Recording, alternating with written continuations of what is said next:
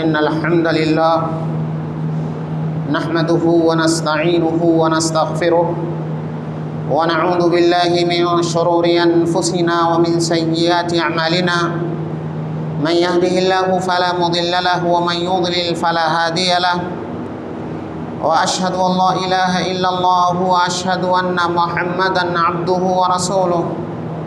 يا أيها الذين آمنوا اتقوا الله حق تقاته ولا تموتن إلا وأنتم مسلمون يا أيها الناس اتقوا ربكم الذي خلقكم من نفس واحدة وخلق منها زوجها وبث منهما رجالا كثيرا ونساء واتقوا الله الذي تساءلون به والأرحام إن الله كان عليكم رقيبا يا أيها الذين آمنوا اتقوا الله وقولوا قولا سديدا يصلح لكم أعمالكم ويغفر لكم ذنوبكم ومن يطع الله ورسوله فقد فاز فوزا عظيما أما بعد فإن خير الحديث كتاب الله وخير الهدي هدي محمد صلى الله عليه وسلم وشر الأمور محدثاتها وكل محدثة بدعة وكل بدعة ضلالة وكل ضلالة في النار فقد قال الله تبارك وتعالى في القرآن المجيد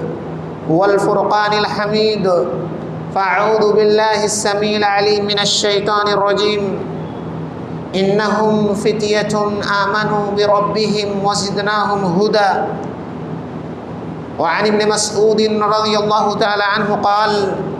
قال رسول الله صلى الله عليه وسلم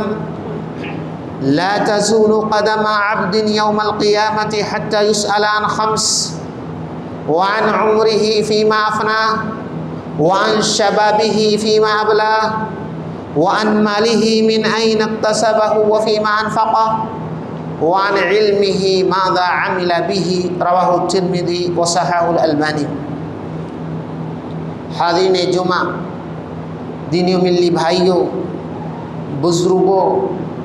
نوجوانوں، عزیز بچوں اور ملت کی ماؤں اور بہنوں، اللہ رب العزت کا بے پایاں شکر احسان ہے کہ اس نے ہمیں جس مقصد کے تحت پیدا کیا ہے اس مقصد کی تکمیل کا سب سے بہترین موقع یہ ماہ مبارک ہمیں عطا کیا تھا، جو صرف چند دنوں کا مہمان ہے، جو ہم سے جلد ہی رخصت ہو جائے گا۔ ہمیں یہ نہیں معلوم کہ آئندہ ماہ مبارک تک ہم اس دنیا میں رہیں گے یا اس دنیا سے رخصت ہو جائیں گے۔ اس لیے جو دن بچے ہیں ہمیں انہیں غنیمت سمجھنا چاہیے، سچی توبہ کرنی چاہیے، آئندہ کے لیے صحیح انداز میں مضبوط پلاننگ کرنی چاہیے اور رب سے یہ دعا کرنی چاہیے کہ جو بھی ٹوٹی پھوٹی عبادتیں ہم سے ہوئی ہیں مولا انہیں قبول فرما، اس ماہ مبارک کو ہمارے لیے جہنم سے آزادی کا ذریعہ بنا اور ہم سب کا خاتمہ بالخیر فرما۔ حاضرین گرامی، اس دنیا کے اندر ہمارے اور آپ کے آنے کا مقصد عبادت ہے، اور عبادت کہتے ہیں جیسا کہ امام ابن تیمیہ رحمۃ اللہ علیہ نے فرمایا ہے کہ عبادت ایک ایسا نام ہے جسے اللہ رب العزت پسند فرماتا ہے، چاہے اس عبادت کا تعلق زبان سے کیے جانے والے اعمال ہوں، چاہے اس عبادت کا تعلق اعضاء و جوارح سے کیے جانے والے اعمال ہوں، یا اس عبادت کا تعلق دلوں سے انجام دینے والے اعمال ہوں، اللہ رب العالمین جس کام کو پسند کرتا ہے وہ عبادت ہے۔ چنانچہ اگر ہم نمازیں پڑھتے ہیں، روزے رکھتے ہیں، زکوٰۃ دیتے ہیں، حج یا عمرہ کرتے ہیں، صدقات و خیرات کرتے ہیں، نیکیوں کے جو کام ہم جانتے ہیں اور کتاب و سنت کی روشنی میں اللہ کی رضا کی خاطر نبی کریم صلی اللہ علیہ وسلم کی سنت کے مطابق انجام دیتے ہیں، تو یہ تو عبادت ہے۔ لیکن صرف یہی عبادت نہیں ہے۔ چنانچہ ایک کسان کھیت میں کام کرتا ہے، وہ وہاں بھی اللہ اور اس کے بندوں کے حقوق کی ادائیگی کرتا ہے۔ ایک انجینئر اپنے میدان میں کام کرتا ہے، ایک الیکٹریشین اپنے میدان میں کام کرتا ہے، ایک تجارت پیشہ انسان اپنی تجارت میں رہتے ہوئے حلال و حرام کی تمیز کرتے ہوئے، حق اور ناحق کی تمیز کرتے ہوئے، اللہ اور اس کے بندوں کی حقوق کی ادائیگی کرتے ہوئے زندگی کے جس بھی شعبے میں ہے، جس بھی مرحلے میں ہے، وہ کتاب و سنت کے دائرے میں رہتے ہوئے کام کرتا ہے تو عبادت۔ یہی وجہ ہے کہ اللہ کے نبی صلی اللہ علیہ وسلم نے بیان فرمایا وَفِي بُضْعِ أَحَدِكُمْ صَدَقَةٌ، کہ تم اپنی بیوی سے جائز انداز میں خواہش کی تکمیل کرتے ہو، ہم بستر ہوتے ہو، تو یہ بھی نیکی ہے، یہ بھی صدقہ ہے، یہ بھی عبادت ہے۔ صحابہ نے کہا اللہ کے نبی صلی اللہ علیہ وسلم، ایک شخص اپنی جنسی خواہش کی تکمیل کرتا ہے تو وہ صدقہ کیسے، وہ عبادت کیسے؟ اللہ کے نبی نے سمجھایا، یہ بتلاؤ اگر اس کام کے لیے وہ غلط راستہ اختیار کرتا، ناجائز راستہ اختیار کرتا، زناکاری و بدکاری کی راہ اختیار کرتا، کیا وہ گنہگار نہیں ہوتا؟ صحابہ نے کہا کیوں نہیں؟ کہا جب اس شخص نے ایک جائز راستہ اختیار کیا ہے، حلال راستہ اختیار کیا ہے، ناجائز کرنے کی صورت میں گنہگار ہوا تو جائز کرنے کی صورت میں ثواب کیوں نہیں پائے گا؟ معلوم یہ ہوا کہ اسلام کے اندر عبادت کا معاملہ بہت وسیع ہے۔ صرف عبادت یہی نہیں ہے کہ انسان دنیا سے کٹ کر مسجدوں میں آباد ہو جائے، صرف عبادت یہی نہیں ہے کہ بیوی بچوں کو چھوڑ کر کے چلے میں اور 40 دن 6 مہینے کی تبلیغ میں نکل جائے۔ عبادت وہ ہے کہ جس کو کرنے کی صورت میں ہم اللہ رب العزت کے نافرمان نہ بنیں، کیونکہ ہمیں مکمل طور پہ عبادت کے لیے پیدا کیا گیا ہے۔ اگر صرف نماز کا مسئلہ ہوتا تو 5 وقتہ نماز جو 17 رکعت ہیں مشکل سے 1 گھنٹے سوا گھنٹے میں ساری نمازوں کا ٹائم ہے۔ زکوٰۃ کا صرف مسئلہ ہوتا سال میں 1 دفعہ دے کر کے چھٹی، حجی کا صرف مسئلہ ہوتا زندگی میں 1 ہی دفعہ ادا کرنا ہے، روزوں کا مسئلہ ہوتا صرف 1 مہینہ سال میں رکھ کے 11 مہینے نہیں کرنے ہیں۔ تو جب اللہ نے ہمیں مکمل عبادت کے لیے پیدا کیا ہے، لہذا زندگی کے ہر مرحلے میں، زندگی کے ہر شعبے میں 24 گھنٹے میں ہمارا سونا بھی عبادت ہو، ہمارا جاگنا بھی عبادت ہو۔ اسی لیے معاذ بن جبل رضی اللہ تعالیٰ عنہ کہتے تھے انی احتسب نومتی کما احتسب قومتی، کہ میں سوتا ہوں تو اپنے سونے کو بھی عبادت سمجھتا ہوں، میں قیام کرتا ہوں، جاگتا ہوں تو اسے بھی میں عبادت کرتا ہوں، سمجھتا ہوں، کیونکہ میں سوتا ہوں سنت کے مطابق، وقت پر سوتا ہوں تاکہ فجر میں بیدار ہو جاؤں۔ میں بیداری کے عالم میں قیام جب کرتا ہوں تو وہاں بھی سنت کو پیش نظر رکھتا ہوں، وہاں خواہش نفس کی پیروی نہیں ہوتی، وہاں قوم و ملت اور اسی طرح سے آبا و اجداد کی تقلید نہیں ہوتی، بلکہ وہاں نبی کریم صلی اللہ علیہ وسلم کی سنت اور خالص اللہ کے لیے ہمارا یہ عمل ہوتا ہے۔ لہذا یہ عبادت کا تصور ہے جسے ایک مسلمان کی ذمہ داری میں داخل کیا گیا اور اس کی پیدائش کا مقصد بتایا گیا وَمَا خَلَقْتُ الْجِنَّ وَالْإِنسَ إِلَّا لِيَعْبُدُونِ، کہ تم ہمارے دنیا میں پیدا کیے جانے کا مقصد صرف اور صرف اللہ کی عبادت۔ یہ عبادت کی شروعات اور یہ عبادت کی کاؤنٹنگ اور یہ عبادت کی فرضیت ہوتی ہے جب انسان بالغ ہوتا ہے، جب انسان جوان ہوتا ہے۔ اللہ کے نبی نے فرمایا رفع القلم عن ثلاث، 3 لوگوں سے قلم اٹھا لیا گیا ہے، 3 قسم کے لوگوں سے سوال و جواب نہیں ہوگا۔ کرامن کاتبین ان کے حق میں نیکی اور گناہ نہیں لکھتے۔ وہ 3 قسم کے لوگ کون سے ہیں؟ آپ نے فرمایا وَعَنِ النَّائِمِ حَتَّى يَسْتَيْقِظ، ایک انسان سو رہا ہے، سونے کی عالم میں جو حرکتیں کر رہا ہے اس حرکتوں کو نہیں نوٹ کیا جائے۔ وَعَنِ الصَّبِيِّ حَتَّى يَبْلُغ، ایک بچہ جب تک بالغ نہ ہو جائے وہ اپنے بچپن کی، اپنی بلوغت سے پہلے کی عبادتیں اس کے حق میں کاؤنٹ نہیں ہوں گی، گناہ اس کے حق میں کاؤنٹ نہیں ہوں گی۔ ہاں حدیث میں تو ہے کہ 7 سال کا بچہ ہو جائے اسے نماز کے لیے کہو، 10 سال کا ہو جائے نہ پڑھے اس کی پٹائی کرو، اس کے سگے بھائی بہنوں سے اس کے بستر الگ کر دو۔ صحابہ کے بارے میں آتا ہے کہ وہ بچوں کو روزہ رکھواتے تھے، انہیں کھلونے دے کر کے انہیں بہلاتے تھے تاکہ وہ ان کے یہاں روزے کی عادت ہو جائے۔ نماز کی جو کا یہ حکم ہے ان کو نماز کا عادی بنانا ہے، شوق دلانا ہے، نہ کہ جوانی کے موقع پر ان کو ڈانٹ و پھٹکار کے ذریعہ نماز میں لانا ہے۔ اس کا ثواب، اس کا اجر وہ والدین پائیں گے جنہوں نے اچھی تربیت کی ہے، وہ اساتذہ پائیں گے جنہوں نے بچے کو دینی راستوں پر لگایا ہے، وہ مسجد کے ائمہ مؤذنین پائیں گے جنہوں نے ان بچوں کو پڑھا سکھا کر کے دینی سیرت و کردار کا حامل بنایا۔ اسی طرح سے آپ نے فرمایا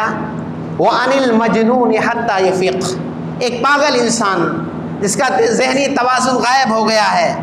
ایسے شخص سے بھی اللہ رب العزت حساب و کتاب نہیں کرے گا جب تک جنون کی حالت میں، پاگل پنی کی حالت میں وہ نمازیں نہیں پڑھتا، روزے نہیں رکھتا، غلط حرکتیں کرتا ہے، کیونکہ اس کا دماغ حاضر نہیں۔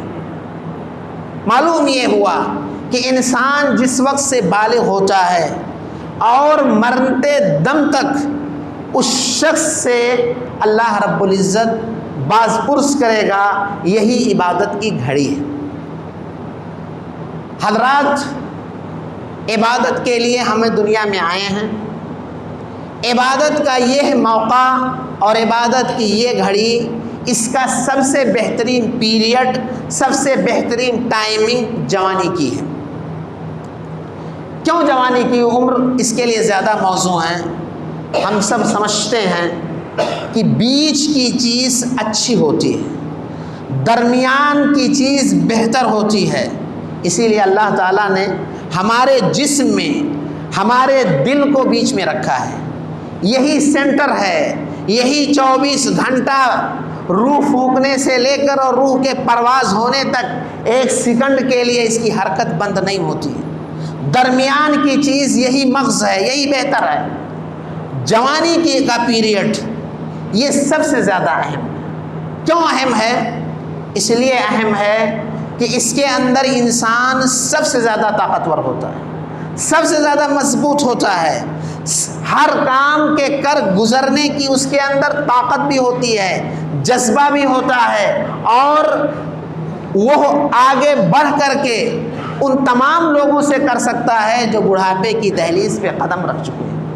اس کے ہاں وہ بیماریاں نہیں ہوتی جن بیماریوں کی وجہ سے ایک بوڑھا کھڑے ہو کر نماز نہیں پڑھ سکتا، جن بیماریوں کی وجہ سے کئی گھنٹے ایک بوڑھا قیام اللیل نہیں کر سکتا، جن بیماریوں کی وجہ سے ایک بوڑھا دور تک سفر نہیں کر سکتا، نوجوان ان چیزوں کو اچھی طرح سے کر سکتا ہے۔ اسی لیے اللہ کے نبی صلی اللہ علیہ وسلم نے فرمایا کہ المؤمن القوی خیر واحب الی اللہ من المؤمن الضعیف، کہ وہ مومن جو قوت و طاقت کے عالم میں ہے، جو تندرست و توانا ہے، وہ کہیں زیادہ بہتر ہے اس مومن سے جو طاقتور نہیں ہے۔ یہ الگ بات ہے کہ ہر مومن بہتر ہے، لیکن ان میں بھی کیٹیگری ہے، ان میں بھی درجہ بندی ہے۔ اس لیے بھی یہ مرحلہ اہم ہے کیونکہ یہ مرحلہ سب سے زیادہ لمبا ہوتا ہے۔ اللہ کے نبی صلی اللہ علیہ وسلم نے فرمایا اعمار امتی ما بین 60 الی 70 واقلهم من یجوز ذلک، میری امت کی عمریں عام طور پہ 60 سے 70 کے درمیان، بہت کم ہیں جو 70 65 پلس ہوتے ہیں، 70 سال 80 سال 90 سال کی عمر پاتے ہیں۔ عام طور پر لوگ 60 سے 70 کے درمیان گزر جاتے ہیں۔ اللہ کے نبی صلی اللہ علیہ وسلم، حضرت ابو بکر، حضرت عمر، حضرت علی، حضرت عثمان، ان سب کی آپ عمریں دیکھیں گے تو ان میں سے کوئی 65 سے آگے نہیں گیا۔ تو اللہ کے نبی نے فرمایا ہماری امت کی عمریں 60 سے 70 کے درمیان۔ اگر ہم 65 کا حساب لگاتے ہیں اور یہ سمجھتے ہیں کہ انسان 15 سال کی عمر میں بالغ ہوتا ہے عام طور پہ، اور بھی علامتیں ہیں لیکن عام طور پہ بلوغت کی عمر 15 سال ہے، اور جوانی کی عمر جو ختم ہوتی ہے، بعض نے 40 کہا اور بعض نے 50 کہا۔ 40 اور 50 کا مسئلہ اس لیے ہے کہ لوگوں نے ایک تو بچپن کو مانا جو 14 سال میں ختم ہوتا ہے مرحلہ، اور بچپن کے بعد جوانی ہے جو 40 سال میں ختم ہوتی ہے۔ 40 سے 50 جس کو ادھیڑ عمر کہتے ہیں، جس کو کہولت کی عمر کہتے ہیں، بعض انہیں بھی جوانی کی کہتے ہیں اور بعض ان کو جوانی سے پختگی کی عمر کہتے ہیں، لیکن بڑھاپا کوئی نہیں کہتا۔ اور 50 سے لے کر کے 60 70 یہ بڑھاپے کی عمر ہے۔ تو اگر ہم 50 سے 60 70 دیکھتے ہیں، 1 سے 14 دیکھتے ہیں، تو یقیناً 20 کا جو مرحلہ ہے، 25 سال یا 35 سال کا عمر یہی خالص جوانی کی عمر ہے، قوت و طاقت کی عمر ہے، ہر اس کر گزرنے کی عمر ہے۔ اسی عمر میں لوگ اولاد والے ہوتے ہیں، انہیں پڑھا لکھا کر تیار کرتے ہیں، ان کے لیے بلڈنگیں، پراپرٹی اور نہ جانے کیا کچھ بناتے اور کرتے ہیں، کیونکہ یہی عمر انسان کی زندگی کی سب سے زیادہ اہم ہے۔ 40 کے بعد 50 کے بعد عمومی طور پہ طرح طرح کے عوارض لاحق ہونے لگتے ہیں، بیماریاں لاحق ہونے لگتی ہیں، کمزوریاں لاحق ہونے لگتی ہیں، سر اور داڑھی کے بال سفید ہونے لگتے ہیں، انسان اس انداز میں کام نہیں کر سکتا جس طرح سے پہلے کر سکتا تھا۔ لہذا یہ عمر انسان کی زندگی کا سب سے اہم عمر ہے۔ اب اگر کوئی شخص اس عمر میں عبادت نہیں کرتا ہے، اور عام طور پہ کتنے ایسے لوگ کہتے ہیں بوڑھے ہوں گے تب کام کریں، حالانکہ حقیقت یہ ہے کہ انسان کو یہ نہیں معلوم کہ اس کی زندگی میں بڑھاپا آئے گا یا اس سے پہلے چلا جائے گا۔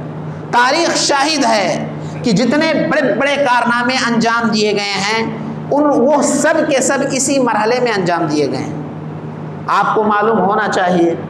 میں نے آپ کے سامنے ایک آیت ذکر کی شروع میں،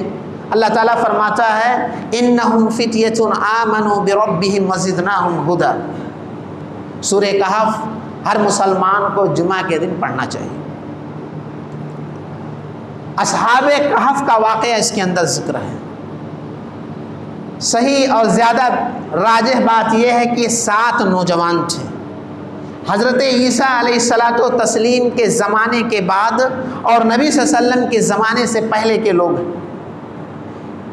یہ نوجوان کسی ایسی حکومت میں ہیں جو کرسچنوں کی ہے، عیسائیوں کی ہے، جو اللہ، عیسیٰ اور ان کی ماں مریم تینوں کو ایک اور ایک کو تین کہتے ہیں، تثلیث کا عقیدہ رکھتے ہیں، شرک کا عقیدہ رکھتے ہیں، ان کو مجبور کر کے ان کی عبادت کراتے تھے۔ یہ نوجوان کھڑے ہوتے ہیں اور اس عبادت سے انکار کرتے ہیں۔ اللہ تعالیٰ نے فرمایا اِنَّهُمْ فِتْيَةٌ آمَنُوا بِرَبِّهِمْ وَزِدْنَاهُمْ هُدًى۔ یہ نوجوان تھے جو اپنے رب پر ایمان لائے اور ایمان اتنا پختہ کہ اللہ رب العزت نے انہیں مزید ہدایت کی راہ پہ گامزن کیا۔ یہ قوم سے نکل جاتے ہیں، ہجرت کرتے ہیں، ایک غار میں آ کے پناہ لیتے ہیں، ان کے ساتھ ان کا ایک کتا بھی ہوتا ہے۔ اللہ رب العزت انہیں 309 سال کی نیند دیتا ہے، 309 سال کی۔ اب اگر ہمارا ایمان قرآن پر ہے تو ہمیں اس کو تسلیم کرنا ہوگا، کیونکہ قرآن کہتا ہے کہ ہم نے 309 سال تک سلایا، غار میں سلایا۔ اس مرحلے میں وہ نیند میں تھے،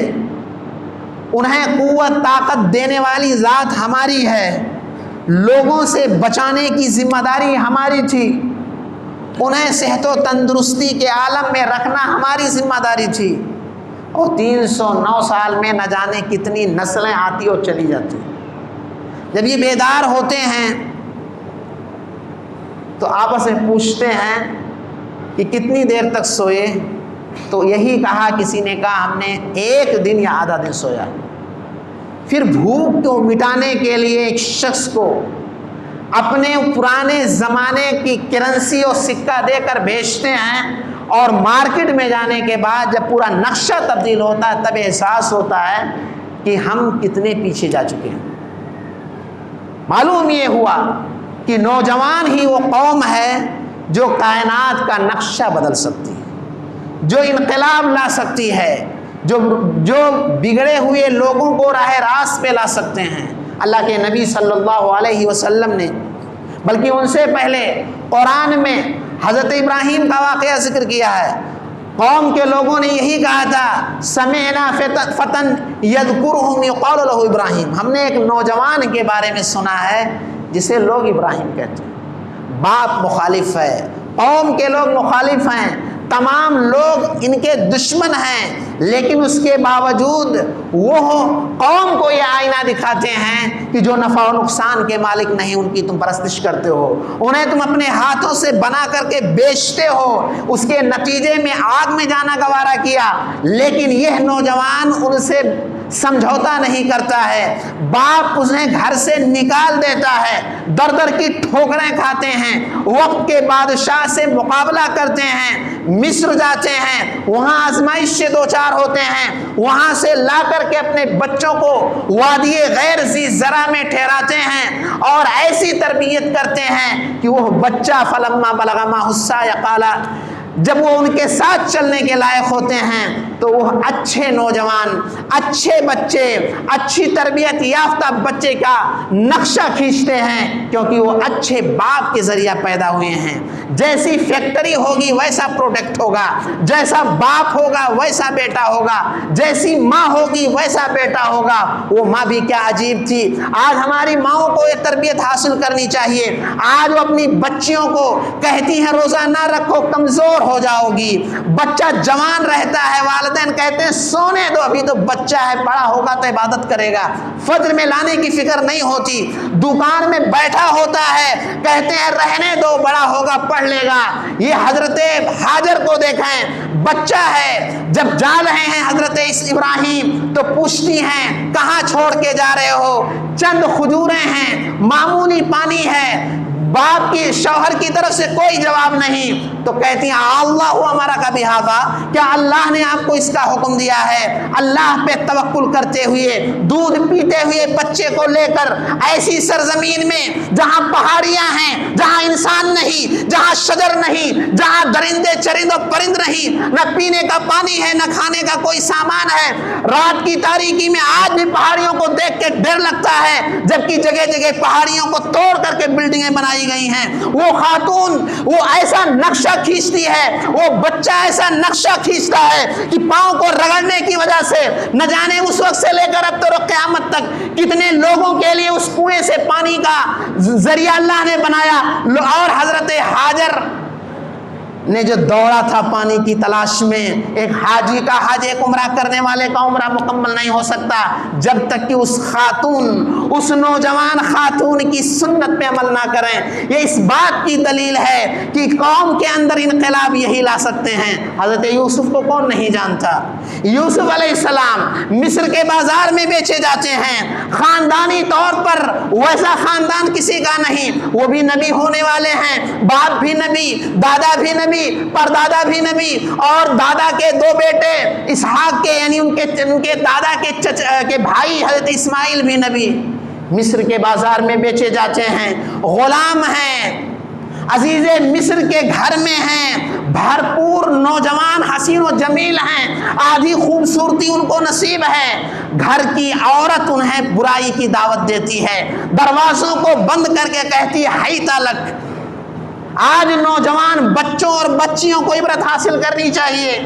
آج جو ہماری بچیاں ایمان کی دولت سے محروم ہونے کی وجہ سے، دینی تربیت کو نہ پانے کی وجہ سے، ہمارے نوجوان مسجدوں سے، علماء سے، قرآن سے، سنت سے، سیرت صحابہ و صحابیات کی ناجانکاری کی وجہ سے جو آج کھلونے بن کر ہر کوئی ان کو مس گائیڈ کرتا ہے، ہر کوئی ان کا غلط استعمال کرتا ہے، ہر کوئی انہیں نہ جانے کن کن وادیوں میں ٹہلاتا ہے، چند ٹکوں کی وجہ سے، ایک گاڑی کی وجہ سے، ایک لیپ ٹاپ کی وجہ سے، ایک موبائل کی وجہ سے بچیاں دین سے بددین ہو جاتی ہیں، منظم سازش کے تحت غیروں کے ساتھ پھیرے لینے پہ مجبور ہو جاتی ہیں۔ انہیں سیدہ ہاجرہ کے واقعے سے عبرت حاصل کرنا چاہیے، انہیں ام سلیم کے واقعے سے ہجرت حاصل کرنا چاہیے، جو ام سلیم نبی صلی اللہ علیہ وسلم کی رضائی خالہ ہیں۔ جب ان کے شوہر ابو طلحہ ان کو نکاح کا پیغام دیتے ہیں، ابھی مسلمان نہیں ہیں، کہتی ہیں کہ تم اسلام لے آؤ اور ہمارا مہر یہی ہے۔ اس زمانے میں جہاں آج کل کی طرح سے مہر معاف کرانے کا مسئلہ نہیں تھا، چند ہزار دینے کا نہیں تھا، موٹی موٹی رقمیں لوگ دیتے تھے، وہ کہتی ہیں تمہارا اسلام لانا یہ ہمارے لیے مہر ہے۔ آج ہم چند پیسوں کی وجہ سے آج ہماری بچیاں، ہمارے بچے دین کا سودا کر دیتے ہیں۔ حضرت یوسف علیہ الصلوۃ والتسلیم نے یہ مثال پیش کی کہ وہاں رہتے ہوئے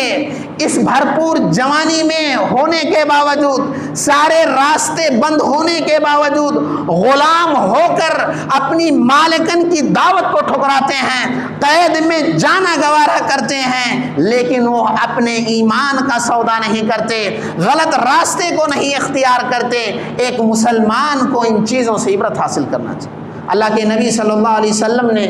اسلام کا جو پہلا سفیر تھا مصعب ابن عمیر رضی اللہ تعالیٰ عنہ، جو کافی خوشحال گھرانے سے تھے، جس گلی سے نکلتے تھے خوشبو ہی خوشبو پھیلتی تھی،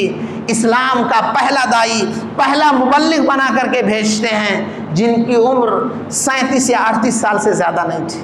کیونکہ جنگ احد میں شہید ہوتے ہیں تو ان کی عمر 40 سال کی ہوتی ہے، جنہوں نے مدینہ کا نقشہ بدل دیا، جنہوں نے مدینہ کے اندر جو بڑے بڑے سردار تھے انہیں اسلام میں داخل کرنے کا ذریعہ بنے، جنہوں نے ایسی تصویر بنائی کہ نبی کریم صلی اللہ علیہ وسلم کے جانے سے پہلے، خبر ملنے کے بعد روزانہ باہر آ کر کے لوگ نبی کریم صلی اللہ علیہ وسلم کی آمد کا انتظار کرتے تھے اور دوپہر تک نہ آنے کی صورت میں واپس چلے جاتے تھے۔ حضرت زید بن ثابت رضی اللہ تعالیٰ عنہ، جن کی عمر ابھی کوئی 26 سال یا 17 سال ہے، انہوں نے یہودیوں کی زبان سریانی زبان تھی، جو غلط چیزیں کہہ کر کے مسلمانوں کو گمراہ کرتے تھے، انہوں نے محض 17 دن کے اندر یہودیوں کی زبان سیکھ کر کے اور لوگوں کے سامنے ان کی غلطیوں کا پردہ فاش کرنے کے لیے تیار کیا۔ یہ وہی زید بن ثابت ہیں کہ جنگ یمامہ کے موقع پر جب 70 صحابہ شہید ہو گئے، حضرت ابو عمر رضی اللہ کو خدشہ لاحق ہوا کہ ابھی قرآن تختیوں میں ایک جگہ اکٹھا نہیں ہے، ایسے قرہ شہید ہوتے رہیں گے تو قرآن کے ضائع ہونے کا خطرہ ہے۔ حضرت ابو بکر سے بار بار کہتے ہیں قرآن کو جمع کیا جائے۔ حضرت ابو بکر جب کہتے ہیں تو کہتے ہیں اے زید انک شاب عاقل لا نتہمک وقد كنت تكتب الوحی فی عہد رسول اللہ صلی اللہ علیہ وسلم فاجمعہ۔ اے زید تم ایک نوجوان ہو۔ ان کی نگاہ کسی بوڑھے کی طرف نہیں گئی، ان کی نگاہ اس نوجوان کی طرف گئی اور یہ کہا کہ تم نوجوان ہو، تم سمجھدار ہو، تم نبی کریم صلی اللہ علیہ وسلم کے زمانے میں قرآن لکھا کرتے تھے، لہذا اب تم قرآن لکھ دو۔ کہتے ہیں اگر یہ لوگ ایک پہاڑ کو ہٹانے کی بات کرتے تو میرے لیے آسان تھا، بجائے اس کے کہ میں قرآن کریم کو لکھوں، اور 15-16 مہینے کی مدت میں قرآن کریم مکمل انہوں نے جمع کیا۔ حضرت اسامہ بن زید 18 سال کی عمر میں ہیں، اللہ کے نبی صلی اللہ علیہ وسلم لشکر تیار کرتے ہیں اپنی وفات سے پہلے، جس میں ابو بکر، عمر، عثمان و علی ہیں، اور ان کا قائد، ان کا کمانڈر ان چیف ایک غلام کا بیٹا اسامہ ہے جس کی عمر صرف 18 سال ہے، بہتوں کو اعتراض ہوتا ہے اللہ کے نبی صلی اللہ علیہ وسلم کی وفات کی وجہ سے لشکر نہیں نکلتا۔ جب یہ لشکر آپ صلی اللہ علیہ وسلم کی وفات کے بعد حضرت ابوبکر بھیجنا چاہتے ہیں تو یہ بڑے بڑے صحابہ باتیں کرتے ہیں۔ حضرت ابوبکر کہتے ہیں کہ اللہ کے نبی صلی اللہ علیہ وسلم نے جسے امیر متعین کیا ہے، جو لشکر تیار کیا ہے، میں اسے بھیج کر رہوں گا مدینہ کے باہر تک۔ اس نوجوان کو گھوڑے پہ سوار کر کے اس کی نکیل اپنے ہاتھ میں پکڑتے ہیں اور دنیا والوں کو یہ سبق سکھاتے ہیں کہ نبی نے جس کو امیر بنایا ہے، چاہے غلام ہو یا آقا، چاہے وہ بچہ ہو یا بڑا، وہی بڑا رہے گا اگرچہ ان کے پیچھے ان سے افضل لوگ موجود ہیں۔ حضرات، یہ نوجوانی کی مدت بہت اہم ہے، اسی لیے اللہ کے نبی صلی اللہ علیہ وسلم نے ایک حدیث میں فرمایا کہ 5 چیزوں کو 5 چیزوں سے پہلے غنیمت سمجھو۔ آپ نے فرمایا کہ ان 5 چیزوں میں سے 5 چیزوں سے پہلے غنیمت سمجھنا ہے زندگی کو موت سے پہلے، اس لیے کہ جب موت آ جائے گی تو سوائے افسوس کرنے کے کچھ حاصل نہیں۔ بیماری کو صحت مندی سے پہلے، صحت مندی کو بیماری سے پہلے۔ آج ہم تندرست و توانا ہیں، کل ہمیں بیماریاں لاحق ہوں گی، اس لیے انہیں غنیمت سمجھنا چاہیے۔ مالداری کو فقر و فاقہ سے پہلے۔ آج اللہ نے ہمیں نوازا ہے تو ہمیں زیادہ سے زیادہ خرچ کرنا چاہیے، کیونکہ اللہ کے نبی فرماتے ہیں روزانہ 2 فرشتہ دعا اور بد دعا کرتے ہیں۔ ایک کہتا ہے اللہ خرچ کرنے والے کو اور نواز اور روکنے والے کی رزق میں تنگی عطا فرما۔ اسی طرح سے آپ نے فرمایا وَشَبَابِكَ قَبْلَ حَرَمِكَ، جوانی کو بڑھاپے سے پہلے، لہذا اس قوت و طاقت کی عمر کو ہمیں اہم سمجھنا چاہیے۔ اسی طرح سے اللہ کے نبی صلی اللہ علیہ وسلم نے فرمایا اللہ رب العزت اس نوجوان سے محبت کرتا ہے جو اپنی جوانی کو عبادت و طاعت میں گزارتا ہے۔ اسی طرح سے اللہ کے نبی صلی اللہ علیہ وسلم نے فرمایا اللہ رب العزت اس نوجوان کو پسند کرتا ہے جس نوجوان کے اندر بگاڑ نہیں، جس نوجوان کے اندر غلط چیزوں کے کھانے اور غلط چیزوں کے کرنے کی عادتیں نہیں، جو نوجوان فجر میں حاضر ہوتا ہے، جو نوجوان سنت کا پابند ہے، جو نوجوان اپنی جوانی کو اللہ اور اس کے رسول صلی اللہ علیہ وسلم کی سنت کے مطابق عمل کرتا ہے۔ اسی لیے اللہ کے نبی نے فرمایا کہ قیامت کے دن جب سارے لوگ پریشان ہوں گے، پسینے سے شرابور ہوں گے، بچے بوڑھے نظر آئیں گے، حمل والی عورتیں اپنی حمل کو ساقط کر دیں گی، لوگ ننگے رہیں گے، حالت انتہائی عجیب و غریب ہوگی، جہاں کوئی سایہ نصیب نہیں ہوگا۔ 7 خوش نصیبوں کو عرش الہی کا سایہ نصیب ہوگا، ان میں سے اللہ کے نبی نے فرمایا شاب نشأ فی عبادت اللہ، وہ نوجوان جس نے اپنی جوانی کو اللہ کی عبادت میں گزارا۔ اسی طرح سے اللہ کے نبی صلی اللہ علیہ وسلم نے فرمایا کہ قیامت کے دن کسی کے قدم اپنی جگہ سے اس وقت تک نہیں ہٹیں گے جب تک 5 سوالات نہیں کر دیے جائیں گے۔ آپ نے فرمایا وَعَنْ عُمْرِهِ فِي مَا أَفْنَىٰ، جوانی سے لے کر بڑھاپے تک کی پوری زندگی کس چیز میں گزاری ہے، حلال خوری میں، حرام خوری میں، آرام طلبی میں یا عبادت گزاری میں۔ اسی طرح سے خاص کر کے آپ نے فرمایا وَعَنْ شَبَابِهِ فِي مَا أَبْلَىٰ، اپنی جوانی کو کس چیز میں گزارا ہے۔ پوری عمر میں جوانی داخل ہے، لیکن خاص کر کے جوانی کے بارے میں سوال کیا جانا یہ اپنے اندر معنویت رکھتا ہے، یہ اپنے اندر ایک پیغام رکھتا ہے کہ ہمیں اس جوانی کو دیوانگی میں نہیں گزارنا ہے۔ یاد رہے آج لوگ کانفرنسیں کر رہے ہیں کہ مسلمان نوجوانوں کو کیسے برباد کیا جائے، چنانچہ ان کانفرنسوں کا یہ خلاصہ نکلا کہ 100 ٹینک جو مسلمان نوجوانوں کو برباد نہیں کر سکتے، صرف 2 چیزیں انہیں برباد کر سکتی ہیں، کاسن و مغنیہ۔ یہ جو ڈرگس کا مسئلہ ہے، یہ جو شراب کا مسئلہ ہے، یہ جو گٹکھا تمباکو بیڑی کا مسئلہ ہے، یہ جو منشیات کا مسئلہ ہے جس سے نوجوان جوانی میں بوڑھے نظر آتے ہیں، ان کے چہروں پہ جھریاں پڑ جاتی ہیں، جن کی وجہ سے وہ آتم ہتیا کرنے پہ مجبور ہوتے ہیں، جن کی وجہ سے والدین کے درد سر بنتے ہیں، جن کی وجہ سے شادی کے بعد اپنی بیوی بچوں کے گھر کے سامان کو بیچنے مجبور ہوتے ہیں، ان میں سے ایک یہ شراب کی بوتل ہے اور اس سے جڑی ساری چیزیں ہیں۔ اور فرمایا اور کہا کہ دوسری مغنیاں ہیں، گانے والیاں ہیں، گانے والیاں چاہے کوئی تھیٹر میں جا کے دیکھے، چاہے وہ بیئر بار کی محفلیں جا کے سجائے، چاہے وہ اپنے ہاتھ میں لیے ملٹی میڈیا کے اندر ان فحش تصویروں کو، ان فحش ویڈیوز کو رات کی تنہائی میں دیکھ کر کے اپنی طبیعت کو، اپنی صحت کو برباد کرے یا اپنے دین و ایمان کا سودا کرے۔ آج ہمارے نوجوان انہی چیزوں میں، رات میں لوگ یہاں عبادت کر رہے ہوتے ہیں، وہاں وہ مختلف قسم کے گیموں میں، مختلف قسم کی غلط چیزوں میں، مختلف قسم کے کھیل کود کے لہو لہب کی چیزوں میں رہ کر کے اپنی زندگی کو تباہ کرتے ہیں، اپنے والدین کے ارمانوں کا خون کرتے ہیں، اپنے آنے والی نسلوں کے لیے ایک ناکام باپ کے طور پہ پیش کرتے ہیں اپنے آپ کو، اپنی بیویوں کے لیے ایک انتہائی خطرناک اور انتہائی برا شوہر ثابت کرتے ہیں۔ لہذا ہمیں دشمنوں کی سازشوں کو سمجھنا چاہیے۔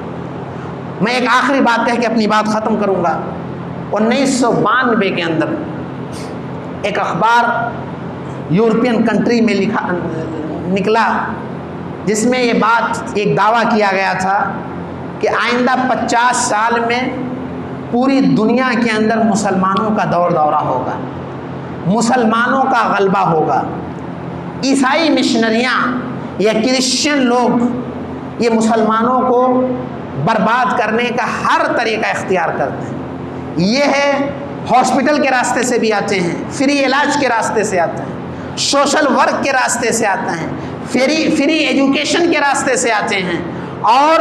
ایسے علاقوں میں جہاں غریب و پریشان حال لوگ ہیں انہیں نواز کر کے ان کے دین کا سودا کرتے ہیں، اور لوگ ایسے لوگوں کے دامے فریب میں آ جاتے ہیں۔ یہ خبر سن کر کے وہ سب کے سب جو انٹلیکچوئل لوگ تھے، پڑھے لکھے لوگ تو پریشان ہو گئے۔ انہوں نے اپنے بڑے مذہبی رہنما، بڑے پوپ کی طرف رجوع کیا۔ اس میں عبرت ہے، آج ہمارے ہاں معاملہ ہوتا ہے تو ہم ان علماء کی طرف رجوع نہیں کرتے جو علماء ہمیں صحیح معنوں میں کتاب و سنت کی طرف رہنمائی، بلکہ ہر روڈ چھاپ کو، ہر ٹوپی کرتا کے ساتھ اپنے دین کا سودا کر دیتے ہیں۔ اس کے بعد جا کر کے اس خبر کو پیش کرتے ہیں۔ وہ پوچھتا ہے، یہ بتلاؤ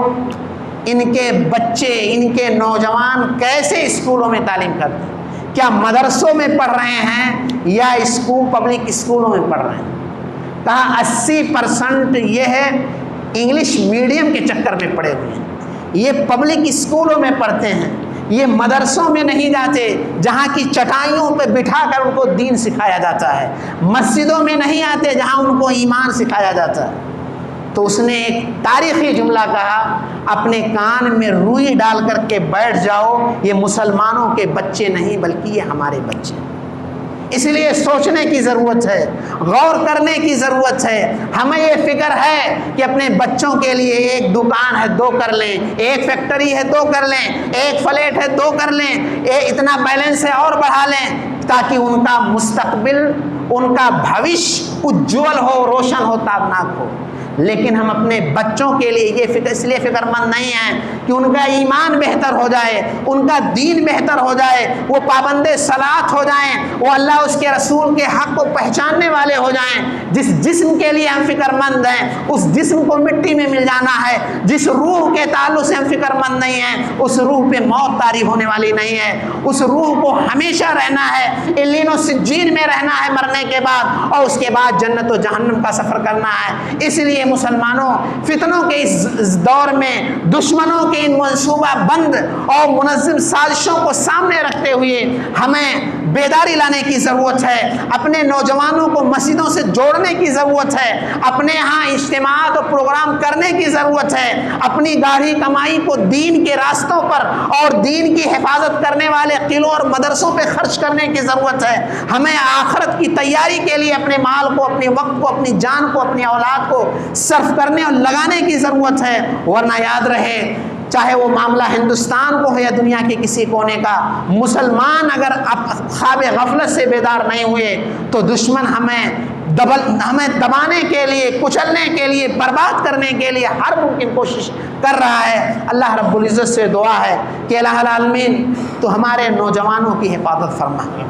الہ العالمین تو ہم تمام لوگوں کے دین و ایمان کی حفاظت فرما، الہ العالمین تو ہمیں توفیق دے کہ ہم صحابہ کرام، صحابیات اعظام کی سیرت و کردار کے سانچے میں اپنے آپ کو، اپنے بچے بچیوں کو، اپنے گھر والوں کو ڈھالنے کی کوشش کریں۔ الہ العالمین تو ہمیں دین سے قریب فرما، ہمیں ہمارے اندر دینی تعلیمات کو رچا بسا دے۔ الہ العالمین تو ہمیں اس لائق بنا کہ ہمارا وجود ایک اچھے مسلمان کی ترجمانی کر رہا ہو۔ اللہ تعالیٰ جب تک ہم زندہ رہیں تیرے دین پر قائم رہیں، اور جب ہمارا خاتمہ ہو تو ایمان پر ہو۔ آمین۔ بارک اللہ لنا ولکم فی القرآن العظیم ونفعنی وإیاکم بالآیات والذکر الحکیم، انہ تعالی جواد کریم ملک بر رؤوف الرحیم۔